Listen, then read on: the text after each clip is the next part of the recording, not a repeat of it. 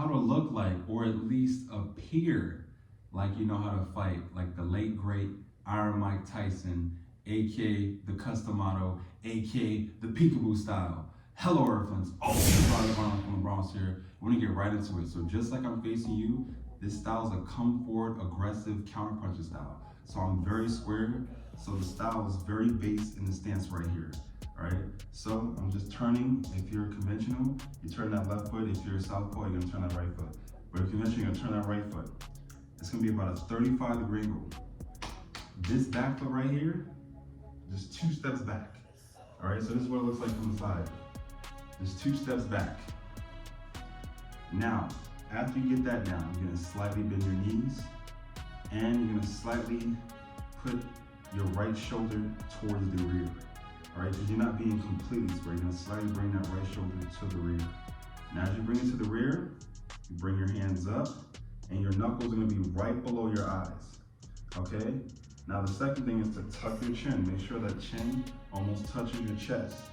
You're gonna bring it down. You're gonna crunch your torso so it's able to absorb body shots that may come your way. So after you got that down, okay, just get comfortable. Just shifting your weight from left to right, right to left. Just getting comfortable right here. This is the basis. Everything comes from right here. I would advise to learn the actual boxing stance first because everything will come easier after that. But if you want to learn the peekaboo, this is how you go about it. All right, so you're just getting comfortable rocking back and forward in the stance right here. Now, after you're comfortable rocking back and forward, one thing that he's known for is slipping in and then counterpunching you with a hook or uppercut. So, in the most easiest, basic way to understand the slip, just touch your knee. You're gonna start with just touching your left knee and your right knee. We're gonna do 10, okay? 1, 2, and make sure your head is breaking that center line. 2, 3, 4, 5, 6, 7, 8, 9, 10. Now, after you're comfortable doing that, we're gonna have both hands touch both knees. So it's gonna be left like that. We're gonna do 10 of those. 1, 2, 3, 4, 5. You see my head is still working that center line. 6, 7, 8, 9, 10. Now we combine the two, okay? But we're gonna combine it by putting our hands up and going to the side. So 1, 2, 3, 4, 5, 6, 7, 8, 9, 10. And that's how you do the famous Mike Tyson slip. Everything derives off of that slip. Now, from the slip, we're just gonna get comfortable, like we're doing before, just shifting of the weight, walking forward, and shifting our weight while adding that slip into it. So I take a step with my left, my head is going to the left and slipping right outside of that punch, right? Or that imaginary punch from my head. And then I'm going to the right as I'm walking forward. And again, you're maintaining that stance, keeping your hips underneath you and just trying to find your coordination. It takes time, but you gotta be diligent in the process, okay? Now, after you're comfortable there, we're just simply going to take, because he's the king of being comfortable on the southpaw side and being comfortable on the regular conventional side. So we're gonna be comfortable walking forward. So here, boom, switching stance, switching stance, switching stance, switching stance. And remember, he never backed up. He either came here and then from here, switch angles, doing a custom auto shift to go to the left, or he'll switch angles to do a custom auto shift to go to the right. But he's always coming forward and then just being very daunting and stalking you and putting all that pressure on you, just make you feel uncomfortable. All right, so as you're comfortable with that slip, from that slip, this is where it gets fun. We go into the hook or uppercut. I'm telling you, everything comes from that. So we're here, okay? We got our hands up. We're tensing up, but not too much. And we're gonna tense up even more as we end off that hook or that uppercut, okay? So we're here. So we're gonna slip to the left, left hook, okay? So slip left, all of my weight is shifting and I'm spring loading that left leg. So when I come back, it's maximum power. And I'm throwing my whole body. I'm transferring my whole body into that punch. And it's the same going to the right and transferring my whole body into that punch to maximize the power. Okay? So I'm here, all right? And I'm taking my whole body into that punch. So now you got the head, it's gonna go body. So here, body, arm drops about 90 degrees. Boom, you're gonna dig in with that uppercut. Okay, so here, boom, doubling up, head. Same, right, doubling up, head. And you're gonna make sure the punches are tight. Make sure it doesn't come outside of that circle. Okay, so we're here, bah, bah. And then we switch it up, go hook body, and again, the punch is coming right from where it is, and then off the 90-degree angle, uppercut head, my whole body is going into it. And it's the same vice versa on the right, hook body, uppercut head, and right back, and I'm constantly coming forward, bah, bah, bah, bah. Okay, because everything is coming off from here, okay? Everything is coming off from here. So you just want to get comfortable with your head shifting left to right.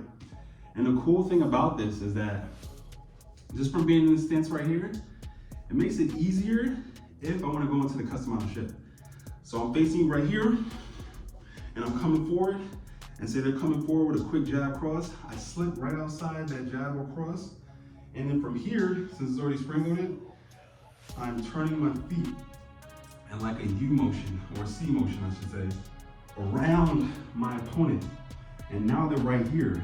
And guess what's to the side of me? Their head. So their guard is here, right? Their guard is here, like you see me. All of this is open. So I can just come up with that uppercut, come up with that hook. All right, and they don't see it. And the punches they don't see are usually the punches that knock them out. All right, so at least to appear or look like you know how to fight, like the late great Iron Mike Tyson, ferocious guy, 225, 5'9", 5'10", in his prime. He was a freaking full-on pit bull, okay? You want to get comfortable in this stance right here. So doing the double dip, 1, 2, all right? Doing about 100 of these a day, doing about 100 slipping to the side, slip left, slip right. But again, you remember, you're going from the trunk side to side, and you're turning it with your shoulder inward slightly, going to both sides. And that's what creates that slipping illusion. Okay, because as I'm coming forward, that's what makes it scary. When I'm coming in, it's that slipping motion and having my body constantly in motion, ready to take advantage of a mistake that my opponent makes to knock them out, okay? So just practice being stationary first. Just get comfortable right here in the stance, all right? Watch Jose Torres, watch Mike Tyson, some of his fights, the way Customato would teach.